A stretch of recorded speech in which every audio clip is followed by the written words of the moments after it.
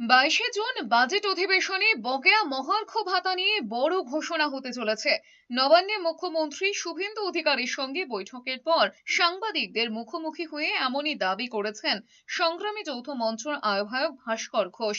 বৈঠক শেষে বেরিয়ে তিনি জানিয়েছেন, আগামী 22 তারিখ সুখবর পাবেন সরকারি কর্মীরা।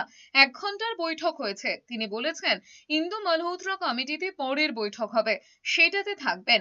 আগের সরকার ডিএ নিয়ে সুপ্রিম কোর্টের রায় মানেননি।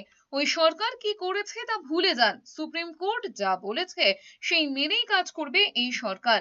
শূন্য পদে আগামী ডিসেম্বরের মধ্যে অন্তত পক্ষে 50,000 নিয়োগ হবে স্বচ্ছতার সঙ্গে।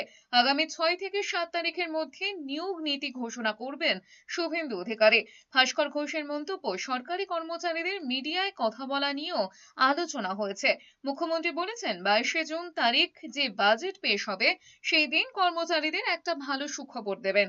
চিরকুটে ডিএ দেওয়ার মতো ডিএ নয়, সমস্তটাই যাতে কর্মচারীদের সম্মান রেখে দেওয়া যায় সেই মতো ব্যবস্থা করবেন। 7th পে কমিশন চালু করার আগে এই বকেয়াটা আইনতই মিটিয়ে দিতে হয়। মুখ্যমন্ত্রী বলেছেন যে এই সরকার আইন মেনে চলবে, সুতরাং আপনাদেরকে কোঅপারেশন করতে হবে। আমরা কোনো সময় কিন্তু নন কোঅপারেশনের কথা বলিনি, আগের সরকারের আমলেও বলিনি। আগের সরকার আমাদেরকে নন কোঅপারেট করতে বাধ্য করেছে।